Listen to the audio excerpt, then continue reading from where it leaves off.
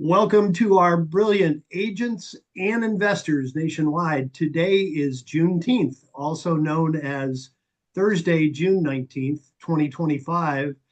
And this is All the Leads Mastermind podcast number 533. Other than the fact that I heard a rumor we might already have a win of the week, which we'll save for a few minutes, that's all I've got to start with. We'll turn it over to our illustrious moderator, Tim. What do you have for us, Tim? I'm illustrious. You should be finding those same superlatives for me that you find for them. You could give me a new one every week. Yeah, I don't know. No, I'd run out of good. I'd run Handsome, out I of could good. be About three, wonderful. 4 weeks. 3, 4 weeks, I'd run out of good ones. So you don't want that. I'm going to cry. Hey guys, welcome. Glad that you're here. We appreciate you as always being here.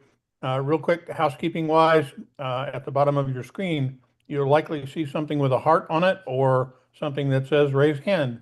Either one of those will work. And if you click on that, and you'll see that underneath the heart, there are a bunch of different options. One of them is raise hand. And if you do that, that's how we'll know that you'd like to speak with us and talk to us. We're going to try to kind of use that as our tool to do that. We definitely want to hear from you. It's kind of a small online crowd today here. We've got a bunch of people watching us via Facebook and other forms of media, but excited about having you here. And we want to hear what you have to say so that we can build around that. And we're excited to have you here. It's an interesting time. Um, why don't we just start off with the lovely lady in the middle of my screen, and you know her well, you know her. It's Aline. I understand Oh, you had some interesting times this week. What's what cooking? was, what was that I have? I'm told that you have had something Uh, exciting you wanted to oh, I share. had something cooking this week. Yes, so I had something I wanted to share this week. Yes, absolutely. So I had an interesting observation. We're very fortunate to get, excellent leads. And at the same time, I don't want to assume, but most of us, when we get our leads, we also get attorney leads. Right. And Cam, I'm glad you're on today because I know that, right, if I'm not mistaken, you're really good at knocking on doors of attorneys and introducing yourself. And I'm a huge advocate for prospecting attorneys because, like, when we learn in real estate, it's kind of like the low-hanging fruit. If you get an attorney lead and somebody who's going to be a good resource, it can pay dividends down the road. So I personally prospect attorneys all the time. I call and I literally just ask for less than 5 minutes of their time. Let me just get to see you face to face. And I had one that said that, yeah, sure, you can come by, but the attorney really literally has like 5 minutes in between. And then they called me the day before and said, are you sure you still want to come by? Like gave me an opportunity to bail out and just send something in. And I said, no, no, it's okay. So it was almost an hour drive. And that's the other great thing about attorneys is that it can be an hour drive, it can be 2 hour drive, because when they refer business, it can be local to your area, but they don't necessarily have to be local to your area. So I made the drive, I met with the attorney, and it was a great meeting. It ended up giving me, I think maybe I was there 20 minutes. And we had a great exchange. My big thing is to bring, a little something sweet, a baked something. And I left the office and was going to make sure to send a thank you note.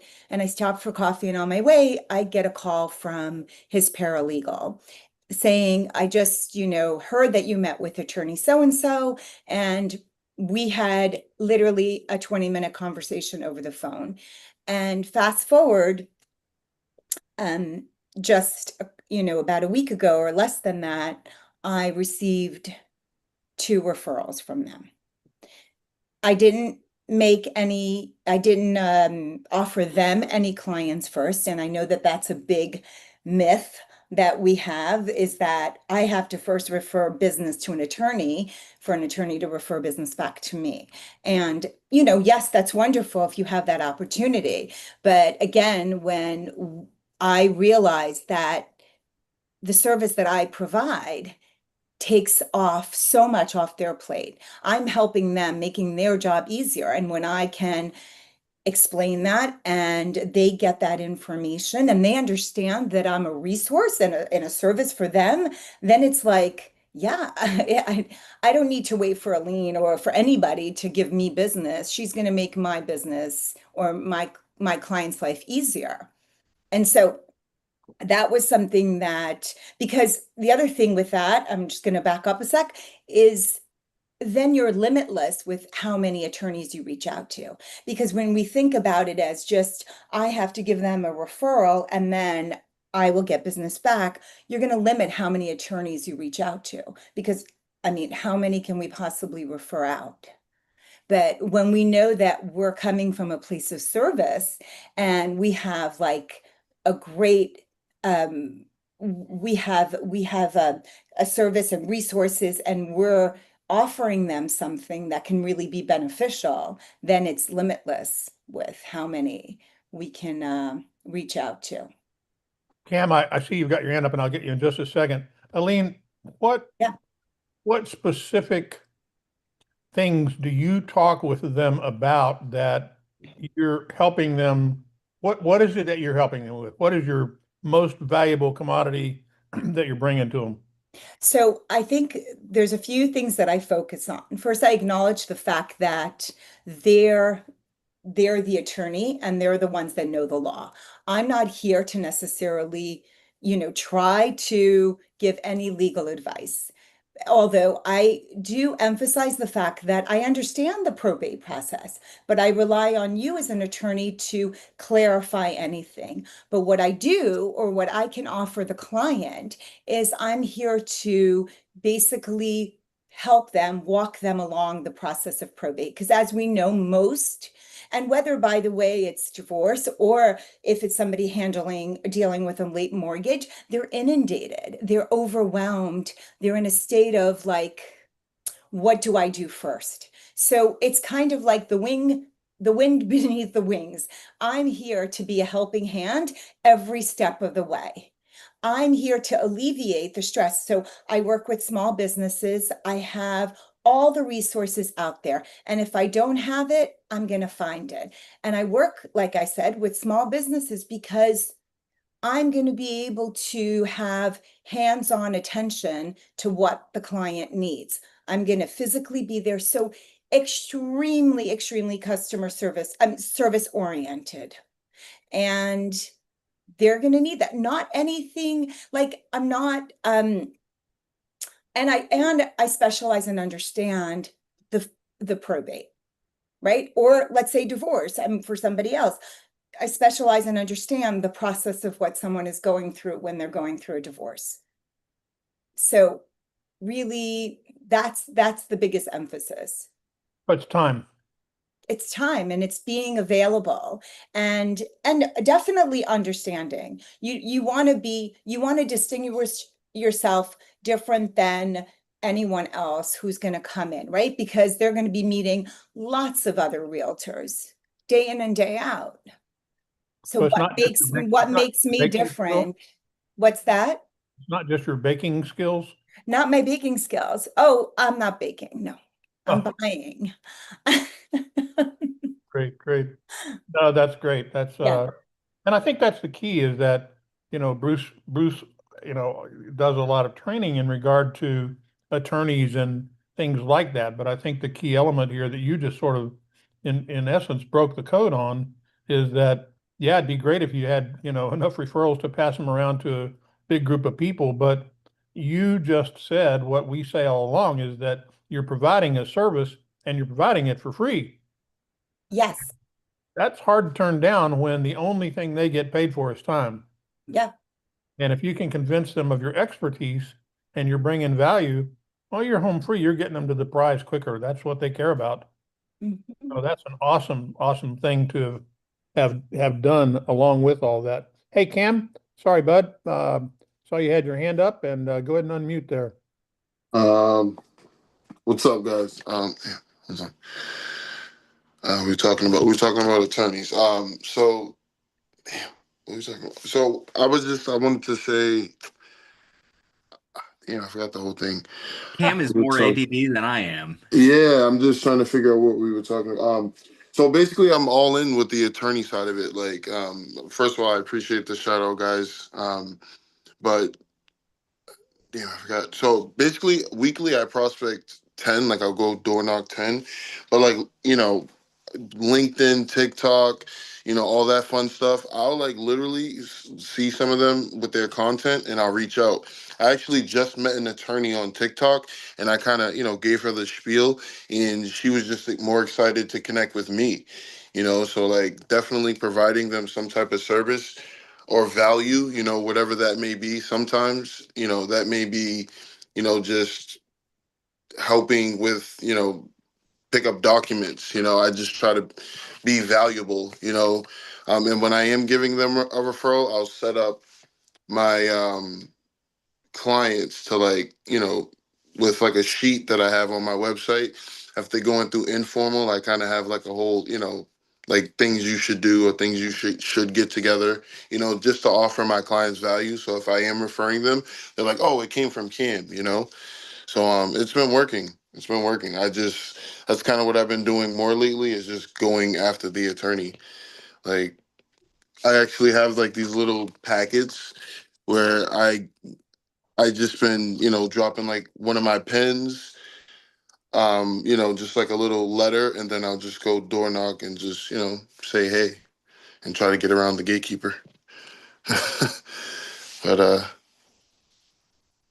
Why on earth would you try to get around the gatekeeper? They're the ones that meet the clients.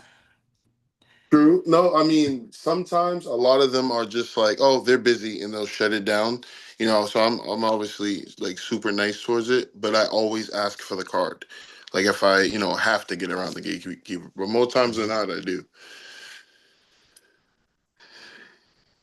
So yeah, it's been fun. I've been going straight after the attorney. I like I have been marketing towards the personal representative, doing like the cold calls and stuff like that, but I've been finding a lot more luck with the attorney. Like I have a few on my team, I want to say, and it's been way better than just only prospecting attorney personal representatives. So this kind of goes to one of the things Shout that out to the earn course too, because that blew my mind. I was like, oh, why am I not doing this? yeah, Like, this goes to one of the things that I like to tell a lot of folks is you're building up to something that's really automated and leads to a lot of referral business in the future. A lot of folks want to go start with the attorneys before they have any kind of a plan in place, before they know how to articulate their offer, before they know how to explain how it benefits the attorney, how it benefits the client, before they've ever done a probate deal. So I encourage everyone to go pursue their attorneys. And if you don't know which attorneys to go after, look at your lead list. Do pursue them, but it's important to build it all together until you have the luxury of getting really good probate attorney referrals and recommendations. And when that happens, you've got a choice. Do I stick here with the probate attorneys as my main gig and let somebody else work the leads, or do I keep doing both? It feels I like got lucky though because I came in with the attorney. Like yeah, I met, I had one, so she kind of like helped me be able to speak to attorneys as well, just to be able to provide them value.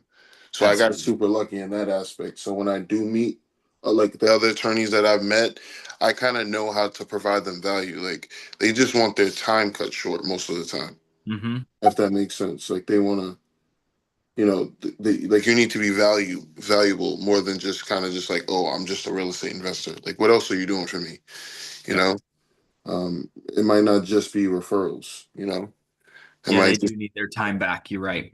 You know, and sometimes I'm connecting them with each other. Like there's one, he's an administrator and he's an estate planner. He doesn't want to do litigation, so he needed a litigation attorney, and I just ended up connecting her, referring her, so that got her business.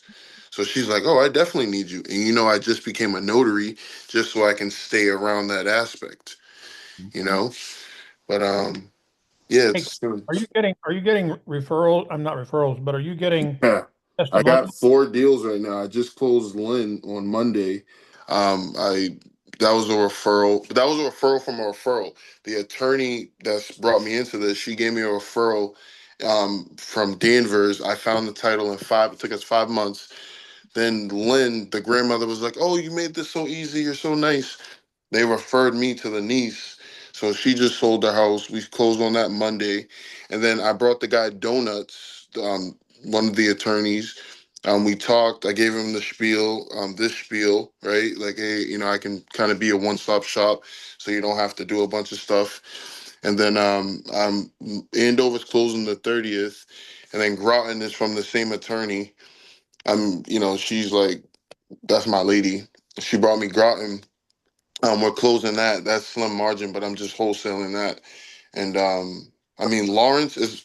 I don't know if it's gonna fall apart again, but that's the same deal from last year that the siblings were fighting and they wanted to partition, and it fell apart. And yeah, It's funny because I'm paying because I didn't. I'm wholesaling that one. I'm paying one of the attorney fees, and he was like, "Oh, I like how you know your stuff." He's like, if I get a license to sell for this property, would you be able to find me a cash buyer? And it's a nice property in Cambridge, and Cambridge is like real nice, So, but I'm all in on probate. I've been doing this, I got a whole box of like this is what I'm doing for attorneys. Hey, last question I was going to ask you, and I said it the wrong way. That's great to hear about the referral. I was going to ask you, are you also getting testimonials from the attorneys?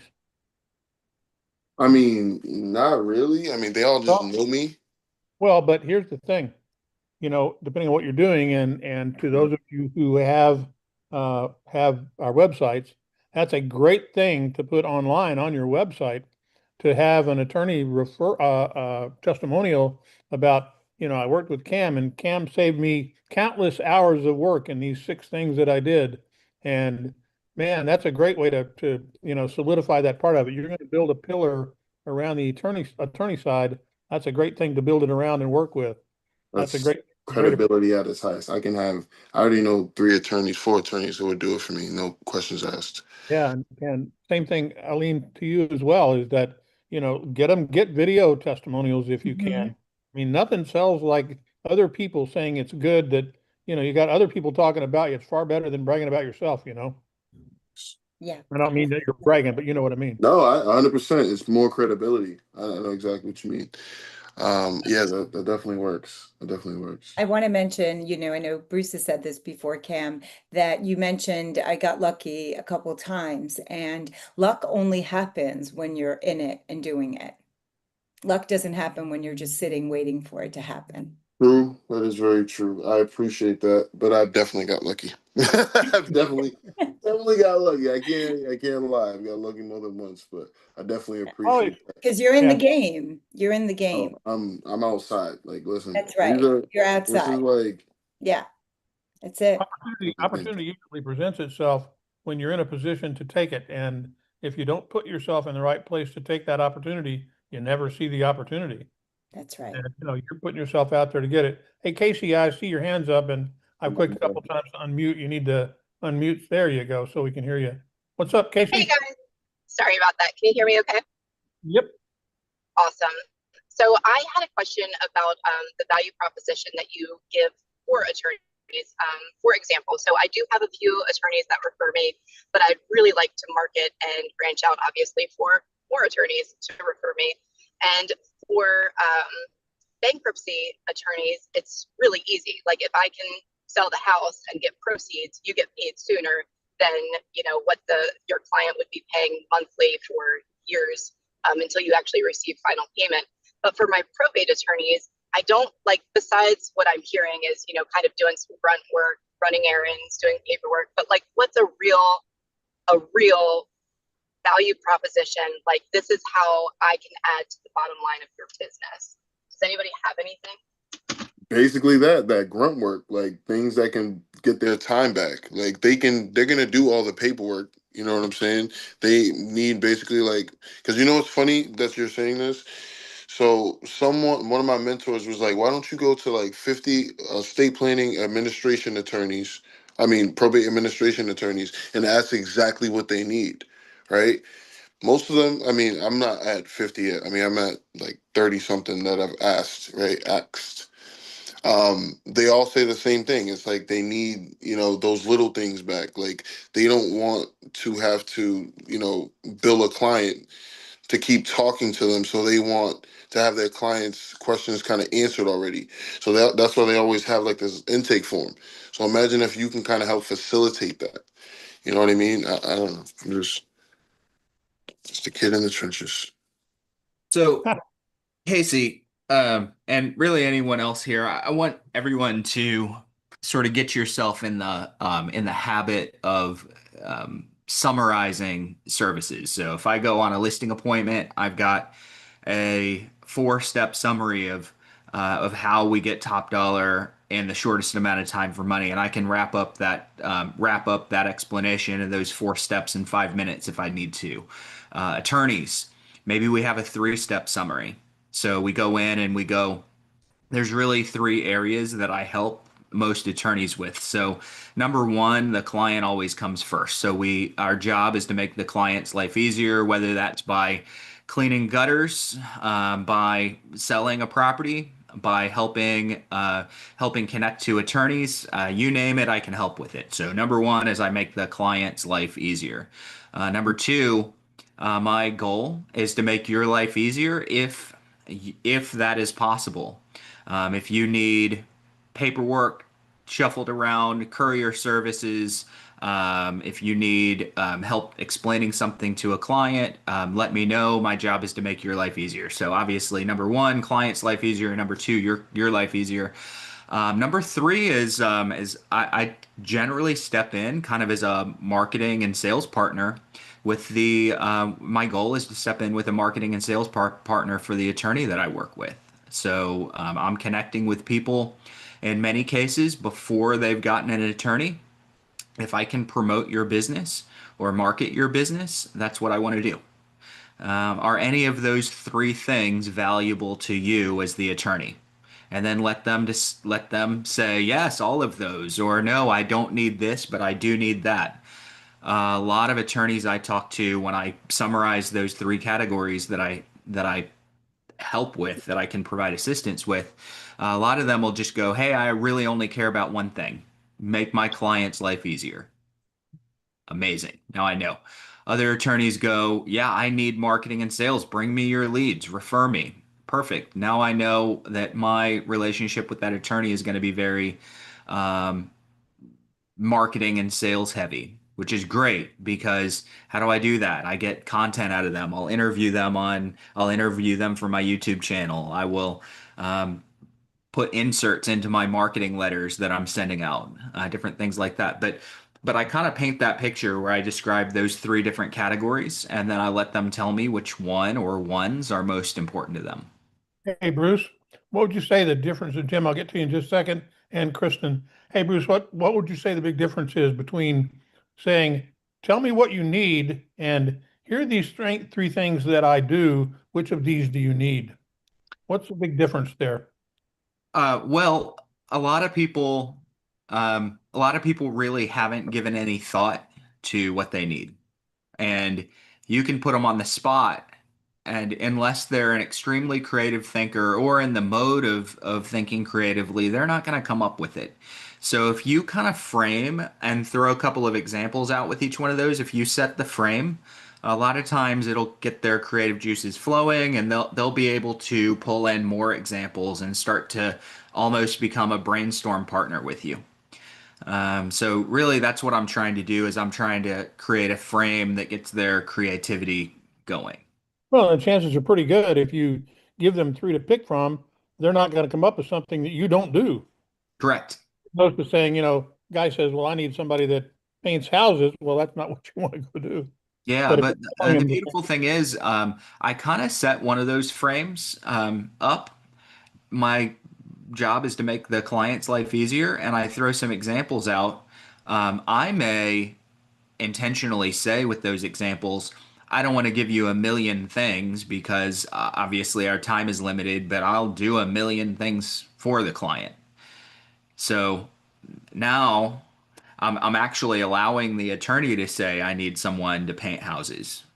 I've got yeah, someone that can take care of that. oh, sure, sure. But you just let them know that you're giving them, it's like the difference between a yes, no answer and a bunch of options. Correct. You have time available at 2 o'clock or 10 o'clock versus Hmm. when do you have time available? Well, I don't really have any time available. Right. Oh, how about but 10 o'clock or 2 o'clock work? Well, that's Mhm. very different. Now you're going to have them think about their calendar. Jimmy, you're waiting patiently. What's up, bud? Yeah, I was just an observation and a question. The observation, I kind of noticed Aline just sort of goes in and says, I can help you with anything. And then Cam is a little more specific. Both of them work. The main thing is to get in front of the attorney and let them know you're willing to help. And to maybe help answer Casey's question a little bit better, I know we have always told our subscribers that the most common thing that they're going to need help with, or we've told our agents that the most common thing that the sellers are going to need help with is getting rid of the stuff. And I'm just wondering, you three that are working with attorneys, are you hearing, or is it your perception from the attorneys that the executors often call them with that issue? Like, what do I do with all the stuff in here? Is So that an issue? Do you yeah, hear that or not? You that's do? one of like the first things they say, like, oh, what can you do with all this stuff? I'm like, I can either have it cleaned out or I can have it, as is. Like, coming from a wholesale background, I have buyers that can close in 7. So it's like, they'll leave everything there. But if they want to, pick through, I shouldn't say pick through. If they want to go through the stuff. I mean, I've only done it once so far, but first I'll have like a family night, and then I'll have like this guy that does antique sales, but you know, it's not bad. Mm-hmm. You agree, Aline? You Yes, feel like that's definitely. Yeah, definitely. I do emphasize and just being sensitive to families that would want to go through items. Every family, every situation's a little different. So some families are like, we still need time. We need to get everybody together and we need to go through it. And some people are like, just make it go away. So Mhm. I'm here to meet you where you're at. And if it means that you need this amount of time, we can do that. And there's lots of things that branch off of that. You can just, but that's definitely um, hands down, the number one thing that most, you so. know, There you go, Casey. And you're talking to the attorney. In my experience, the number one thing they have issues with is getting rid of the yeah. stuff. And there's a lot of different ways I can help with that. And just a reminder, it's probably been a year since we had them on the call. But if you don't do that kind of stuff yourself, there was a company that we had on the call called Fair Split, Mhm. and they're nationwide. They'll actually go in. The realtor just videotapes everything, and they give you a summary room by room of what everything is worth, and then the heirs can pull out whatever they want, and then they'll actually auction what's left for you. So there are big companies like that that'll do it for you if it's not something you do yourself.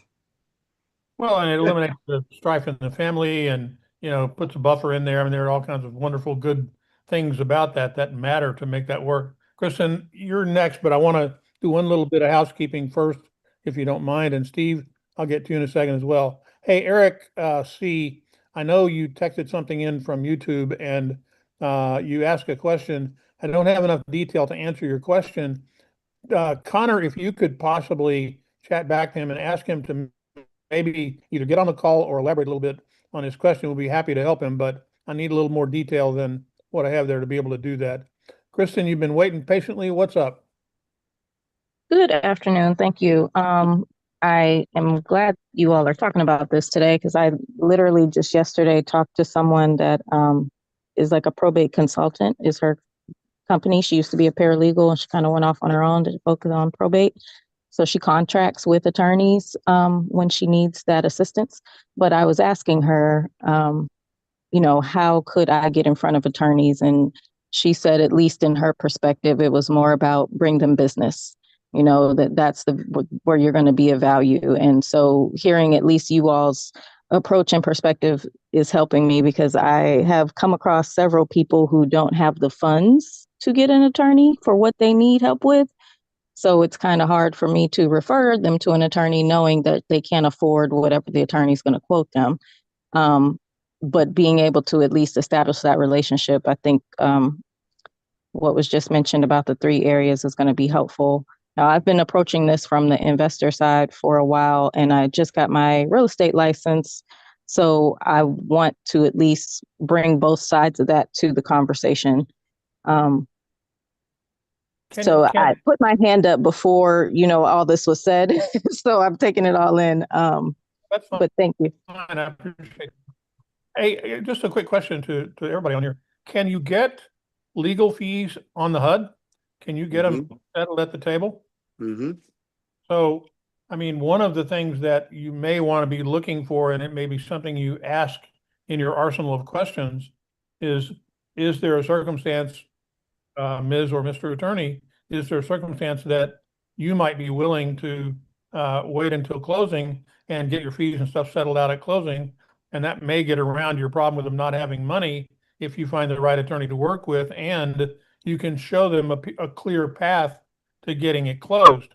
And that'll eliminate some of your problems with that. I'd start asking that question. Cam, you raise your hand back up, bud. Go ahead. Yeah, my bad. So I was thinking about exactly that, to offer like to the attorney as well, because as long as I'm like, hey, as long as you get paid, right? They're happy.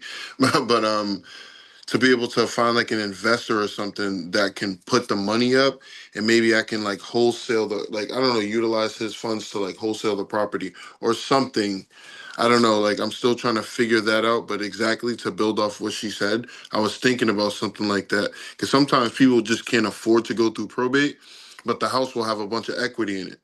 So I didn't know if like I can figure out how to leverage that, like put it on the paper, like, hey, come with someone's money and just be like, hey, if we finish probate, you get the house, and just put my points up there. You know what I'm saying? I don't know, just figure out something like that.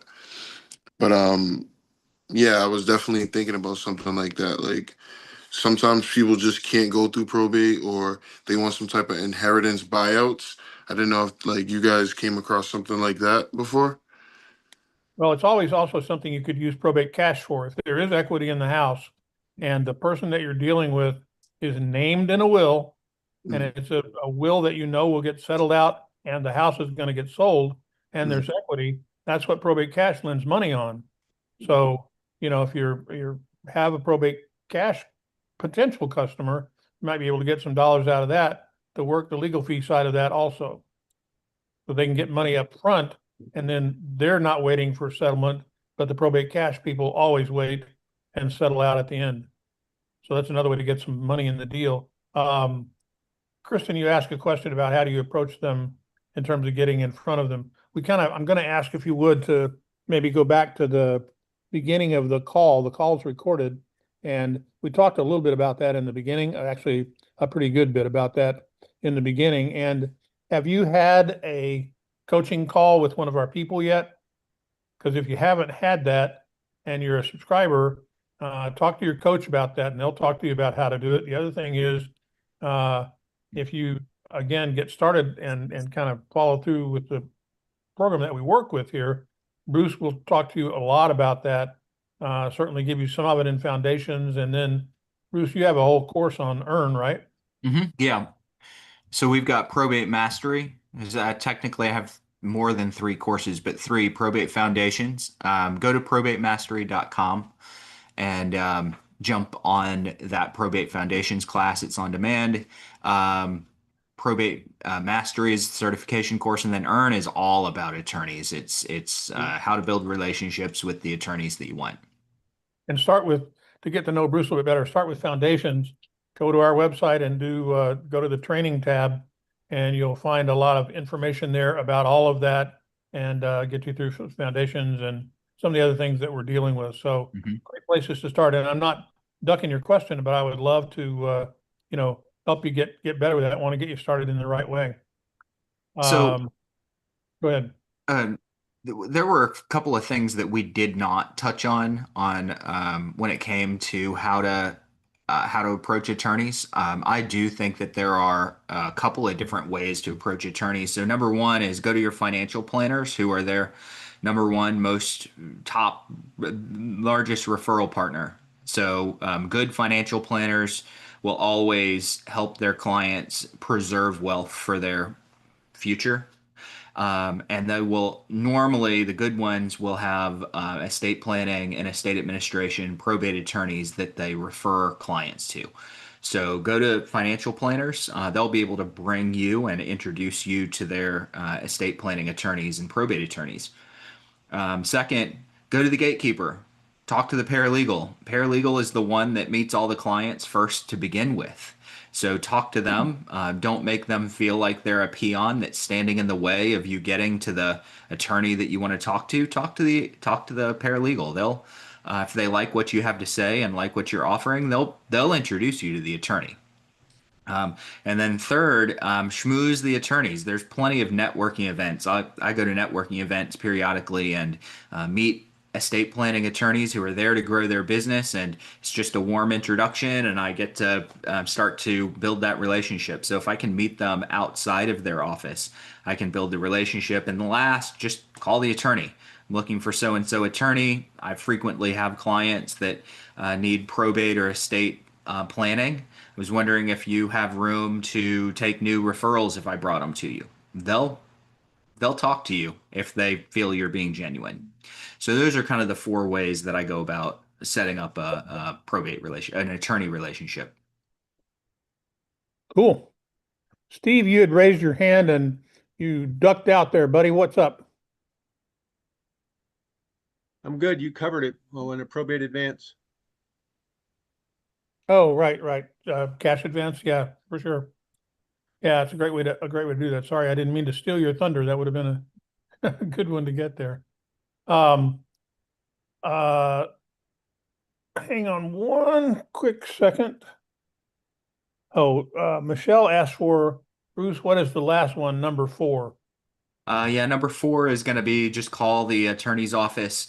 Mention that you work in the probate and the estate space frequently, and you need a good attorney that you can bring clients to in the event that someone doesn't have one. Got it. Okay, great. I'm not promising referrals. I'm not overstating. I'm not saying, hey, this is all I do. I get thousands of people a year. They don't trust that. But they do trust that you have 1 or 2 people a year that you might be able to bring to them. And so I like to understate what I could actually bring to the attorney. Yeah, you're basically saying, if I had one, would you take it? And they're going, Yeah. well, sure, I would. I'd be glad to. Mm-hmm. What are they going to say? No. Some attorneys would say no, but they're probably not going to be talking to you anyway. I mean, those attorneys, think about the type of business that they're in. And the reality is they're one-shot businesses. So that's a very big difference between a retained attorney, like a corporate attorney or anybody else. An attorney who's working family law or probate or something like that. Yes, there may be some ongoing business, but it's typically not retained. So if they don't have a new client every month, they're not making money. And that's a key thing to keep in mind about that type of attorney, that type of practice. They're really only as good as the leads that they were working last month. And, not necessarily just a month, but they don't have a big pipeline that's not sitting there. So you become valuable to them when you're doing all that. Want to switch just for a second here, and I didn't hear anything back from Eric, who asked the question earlier on YouTube, so I'm going to wait on that for a second. Want to talk briefly about some very interesting conversation that I had was with we talk a lot with other people in our industry, and I was talking this morning with one of the fellows that I've known for a very, very long time, and he was talking about the mortgage industry and where that's gone and how he sees it. And I said, well, tell me what you think the future looks like. He goes, well, I don't know. He said the people that are out there, he said there's all way more supply than there is demand now, and yada, yada, yada, and all that. And I said, do you think it's geographic? He goes, what do you mean? I said, well, like I said, it really depends on where you are. I mean, if you're in the county that I live in, you would think that we were in the height of the most bull market boom you've ever seen.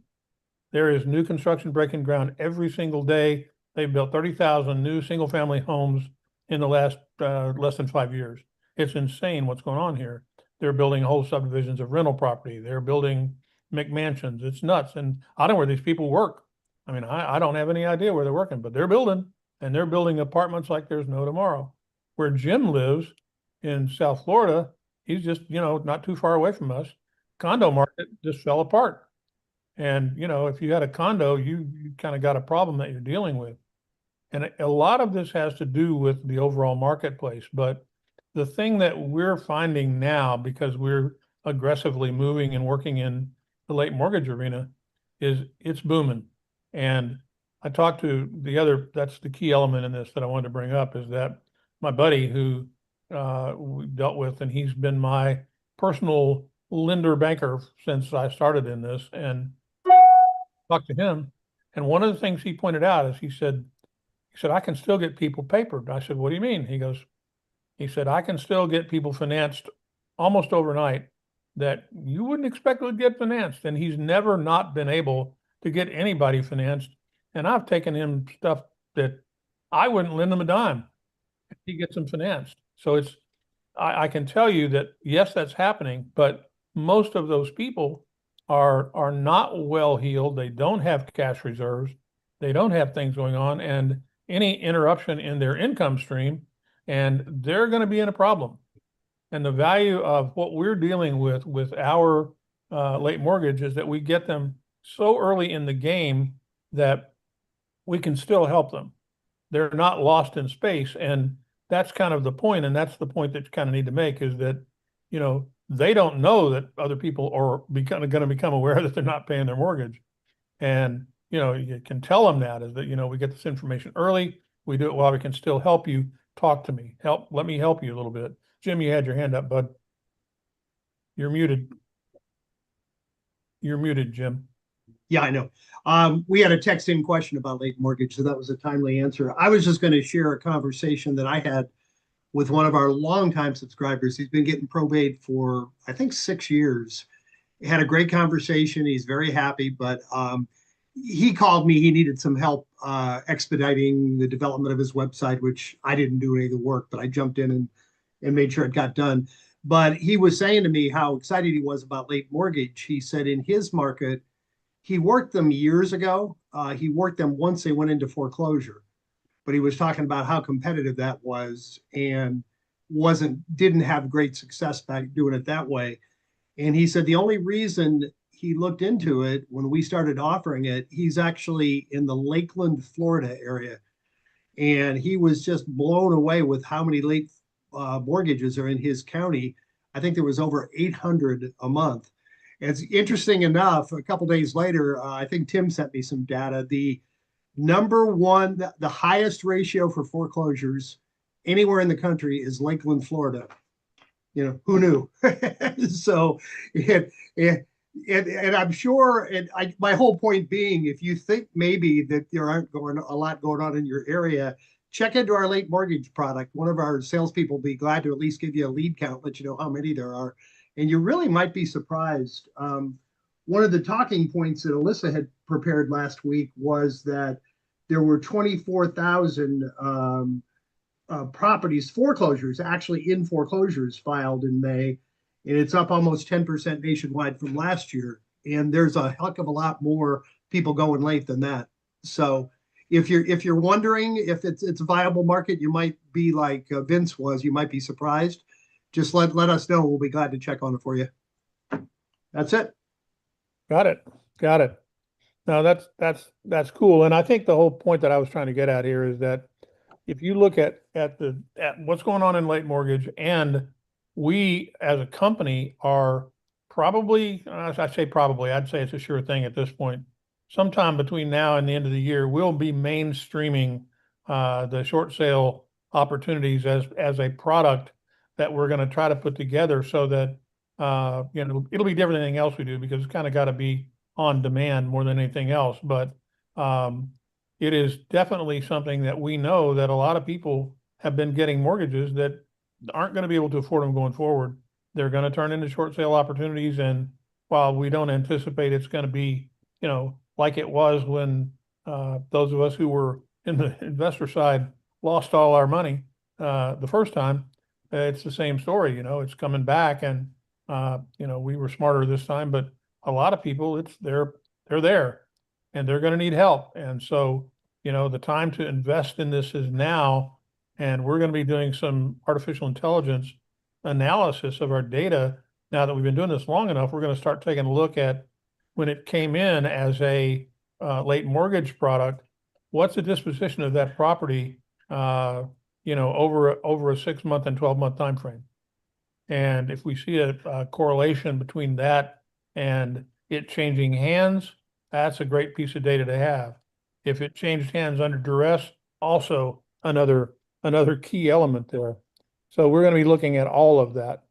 I did get the information back from Eric, and I'd like to share that real quickly. So he asked that he has a property that the owner passed away. It's a business in the front, residential in the back, and the residential owned the property, and the business owner is obviously concerned to try and get something going and all that sort of stuff, because he doesn't want to get thrown out. He wants to run the business. And Eric's looking and says, how can I position myself to find the owner to get the property under contract and refer my friend who's an active realtor to get that done? He says he's not sure how fast or any of that sort of stuff to get that done. Eric, you're asking, some good questions here.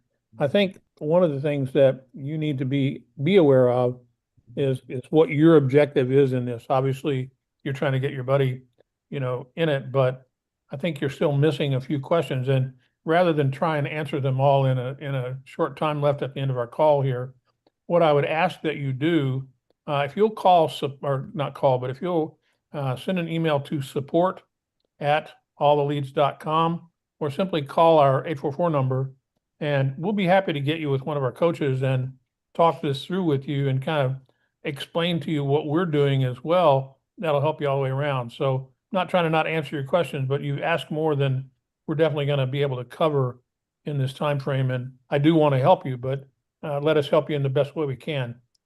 Because unfortunately, you got a lot of questions there that are, I don't want to give you the short advice and burn you up there. So it's not necessarily the best way to do it. So we'll hope to hear from you in regard to doing that. One last thing I'll say, because we are heading toward the end of the hour. Oftentimes at the end of the hour, we see hands popping up and all that. Folks, if you got one thing that you'd like to talk about, or a win of the week, a question, anything like that, please do it now so that we're not trying to do it right at the top of the hour. And I'm being really sensitive to that because I've got family visiting, and I want to try to spend time with them. So I don't want to run longer than we normally do. So I'm keeping track of time here. Hey, Melissa, what's up? Hello. I put it in the chat. I'm not sure if I don't see any, oh, somebody asked what state I'm in. California. I think that was to me. Melinda, is that for my question about where to meet or figure out where to, no, wait, hold on. So sorry. I actually did just read your question. I was about to answer. Yeah, I should enlarge my chat screen. I'm trying to scroll through. That's okay. Perhaps Bruce has a little bit more, but what I was just thinking off the top is that you're a subscriber, and do you get regular leads first, Melissa? My broker is the one who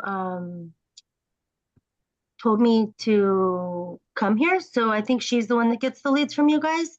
Okay. But I'm still figuring, like, she's helped me with certain things, so I'm sure we do have from you, otherwise. Yeah, so typically when you get your leads for the personal representative, not every single one, but quite a bit will show their attorney. And one of the things that you can do is just take a look through the list and assess, just to start off with some of the attorneys that you're seeing doing repeat business. And those are the ones that you can start targeting to. Right, but picking my up the phone question, and calling. So let's say John Smith, you see him showing up 5 times in that particular month. Well, that's like a heads up that says, yeah, this particular attorney is probably doing a fair amount of business in yes, probate. And I mean, I wouldn't limit it to that for sure, because sometimes the small shop attorneys are the ones that can really be a great resource, but it's a good place to start. I And then, apologize. Since we're short on time, can I stop you, please? Because that has yes, that's kind of not my question. My question was, oh, where can I go to find information for attorney gatherings and networkings and stuff like that? Because obviously, if I've got it on paper, if I've got, phone numbers and stuff already, that's great. But to catch somebody in their more relaxed state and meet them is better, I believe. So okay, yeah. Bar association networking meetings. that's So, a website, bar association. yep. So Okay. just, I don't know what your bar association website is, but I just Googled. Okay. I'll tell you what my Google search was: North Carolina Bar Association events, and I put and specialty meetings. I don't think that really gave. I'm not sure adding and specialty meetings did anything, but North Carolina or California Bar Association meetings, Okay. specialties, that kind of thing. Yes, And perfect. I just immediately right away, I got upcoming events, and a lot of these will allow sponsors in. okay. You got to Yeah. pay for sponsorship though. They're not going to just let you walk in if you're not a sponsor.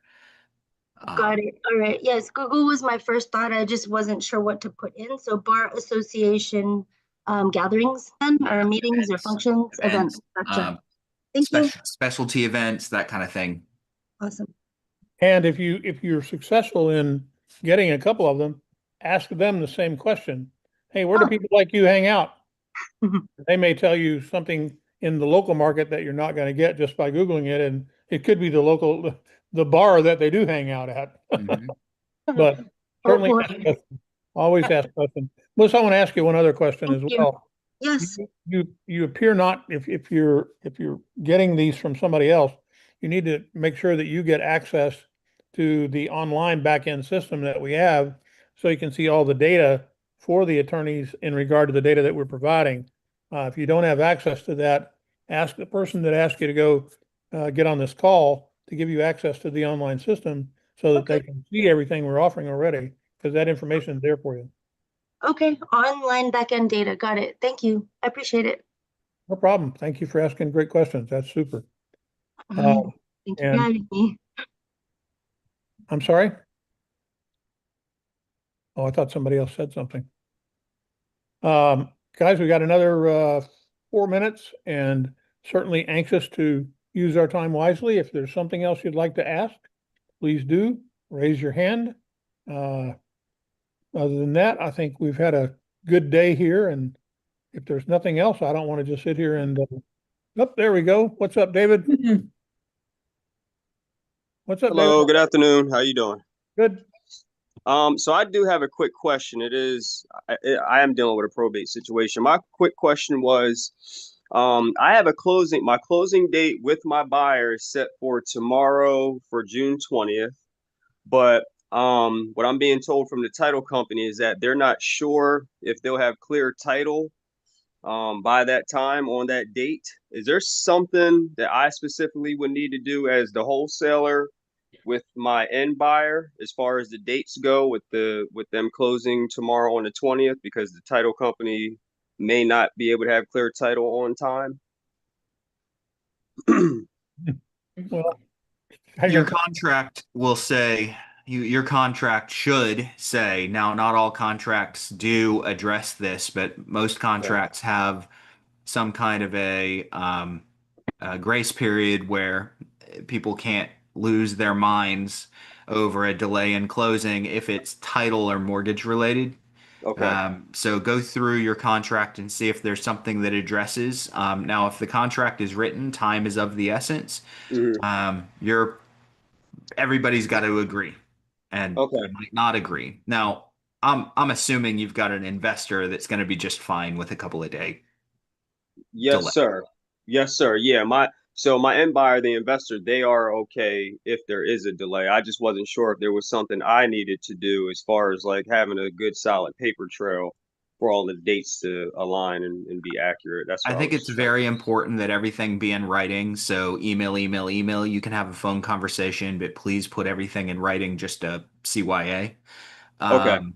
I don't, this is not, so your question is officially a legal question. So this is Okay. not legal advice. I can just tell you, in my business, I usually don't put this kind of thing in writing. If everyone, onto paperwork, if everyone is in agreement, I will follow those calls up with an email saying, hey, per our conversation, that we're probably going to be delayed by a couple of days. I'll let you know as soon as title is clear. Okay. All right. Thank you. I really appreciate that, Bruce. And you let them know that you're on top of it, and that's important. Okay. Yes, I did. I do communicate very regularly with both my end buyer and the title company. I try my best to make everything as easy and efficient as possible, being the middleman. Perfect, bud. That sounds perfect. Hey, Julia, what's up? Hello. Hey. Hold on. So, working the late mortgage leads, and I'm a realtor of many years, but for some reason I have like a block on what to do on the other end of the spectrum because I'm trying to go at it from the wholesaler investor standpoint. I have like 3 potential out of the list that I got, and I don't even know what to do next. I just feel stuck. Help. Well, I'm sorry, but what are you specifically, what are you asking help with? So got 3 leads that are like, they would be interested in hearing a cash offer, but not cash. So I wanted to do it from like a wholesale standpoint. I guess my next step would be go see the house. Yeah. Well, are you intending to buy it? Wholesale. No, wholesale it. Okay, so do you have wholesalers ready to buy them? I have a list of investors and stuff. So basically I just need to go look and see how much damage, blah, blah, blah, give them a offer. Like what's a good, because I know in Florida, I don't know where everybody is, but in Florida, there's no consideration without an earnest money deposit. So what are investors or wholesalers doing as a deposit nowadays? Jimbo, you got anything to offer there? I mean, the deposit is so flexible. You can put, $10,000 down if it's contingent on inspections. I mean, it kind of doesn't matter. But I'd try to don't make it $100. Maybe make it 500 and another couple thousand on satisfactory inspections. You're going to have an inspection period in there, which is going to allow you to get your deposit back anyway. But to answer your question, I know Bruce would agree. Absolutely, go look at the house, and you're the wholesaler. I would also find an investor or two that you absolutely trust and run it by the investor and just say, what would you be willing to pay for this house? So you have a good idea when you go out there what you need to get it at. You're not just shooting blind. But yeah, get in front of them. Even if you go in front of all 3 of them, the first list to get 3 appointments is awesome. If you get in front of all 3 of them and you buy them out, you'll gain a lot of valuable knowledge and experience from doing it. So that's what I would do. Run it by an investor or 2 you trust, get a number, go meet with them. All right. And when you do that and you're talking to the investor, tell them the condition, if it was in this condition, even if, you haven't done a full inspection, if it was in this condition, what you're muted, Julia, you're talking, we can't hear you. Yeah, I muted it by mistake and I couldn't unmute. Okay. Yeah, so that I do have an investor that I was, wanting to go with. I was thinking to bring him with me, and then so he can see it one shot. Even and better. say, Yeah. Good idea. how much would you pay, and just add my amount on top of that. There you go. That's a great way to start. And you unmute yourself again, please. You're licensed, I believe you said. If you bring the investor Yes, with I you, am. you're not. Yes, Yes, is. I You am. are. Okay, I am. okay. if you bring the investor with you, it's going to help you in the beginning. It's going to hurt your chance of adding a nice fat wholesale fee, assignment fee. Mm, So mm. maybe arrange with the investor, say, "Hey, I'm going to bring you in. This is my deal. Are you okay? Whatever you pay, are you okay giving me a $10,000 commission for this instead of a wholesale assignment fee?" If I'm bringing the investor with me, I'm just going to Oh, ask that was them. gonna be the fee, Oh, 10,000. great. Commission, not an assignment. Okay. So in that I case, wasn't you're doing it not for going to that write a less than that. contract. They're going to write the contract and you're going to represent them as the buyer. No, Another I thing, wasn't gonna do it as a realtor at all. okay, I would do it as a Even though realtor. you said you would. I would, yeah. If I bring the Okay, investor with explain. me, I would do it as a realtor and Well, represent Explain. the investor. Bruce, it For also you. depends what commission split she's on too. If she's on a big commission split, she'd be better off being the investor and not having to split it with the broker. But Yeah.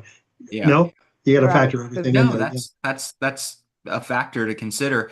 I'm Yeah. just saying if you're there with your investor, um, Mhm. it makes it a little bit more complicated for you to then go write the offer and slap a big fat assignment fee on top of it. So that's why personally I would probably represent the investor as the buyer's agent and put a nice commission on top of whatever and just have them agree to pay me a commission on top of their price. And just another perspective. I'm Ah, not disagreeing with you, but if it's an investor you trust and they agree to pay you, I mean, either way is fine. Sure. Works. So Yeah. yeah. right. Another option, and I can't go into detail because we're out of time, but another option would be to write a contract and wholesale it. Get a borrower to lend you what's called transactional funding. Go to Google for a description on that. So you're under contract and get transactional money, and then remarket the property before you go to closing to the end buyer. So if they're in good shape, do it like, yep, Right okay, over got here. it, got it. Yeah. Right over there. Uh, You said Julia, wholesale. Was that the Julia, word you used? Uh-huh. let's do one thing. You're asking great questions, but let's do this. Take some action on some of the stuff that we talked about now and come back next week and let's get at this early, but tell us what you did between now and then come back and we'll take it another step. That make sense? yeah, go on your Okay. appointments first. Yeah. And Okay. Okay, I got one more quick question because one of the leads that I got, they were already listed like months ago. So how does that work? Like, do you guys not go through the leads to see? I'm not sure what is this a uh, late mortgage? I'll answer that because I understand. Okay, No, thank you. you're getting I tried. everyone that has applied for probate within the last month. No. I'm not probate. I'm late mortgage mortgage. Late lead. mortgage. You are getting everyone that's gone into late mortgage in the last certain amount of time. And it is, they're not necessarily, some of them don't have already sold or listed, but they are currently behind on their mortgage. So it's not filtered specifically against people that are not on the market. It's just the majority won't be on the market yet. The overwhelming majority. You're going to catch an occasional person that's currently listed. Okay, got it. Hey, Camille, I'm going to unmute you real quick. We don't have time. Well, you left, so I guess I don't need to do that. Oh, there you are. Whatever your question was, email it, Camille, please. Yeah. Oh, there you are. There you are. Go ahead. Yeah. Just real quick, if you'll unmute, what's your question? Okay, 2 real seconds. quick, I've used the probate where you can click it and pay the $2 extra to get all the extra material. I loved it. It was great. Do y'all plan to do that for the pre-probates and for the lates where it's all put in together? Because it was well worth the money. Yes, we include that info already. Oh, you do? Okay, great. I'll go back and look at mine because that was awesome material. Okay. Thank you. Great. Great way to end there. And Jimbo? What a great call, guys. Best participation by a lot of people that we've had in a long time and really, really good discussion points. I want to thank each and every one of you who was on the call today, whether you were here live or on our other means of being here. And I want to particularly thank Aline, Cam, Casey, Kristen, Bruce, Steve, Carmen, Tim, Melissa, Connor, David, Julia, and Camille. Like I said, quite an array of people that actively participated. I want to thank all of you for actively participating. I want to challenge everybody who is here today, take one idea that inspired you on this call, go out and put it into practice, and please come back next Thursday and share your results with the group. Have a great week, everybody. Take care. Thank you.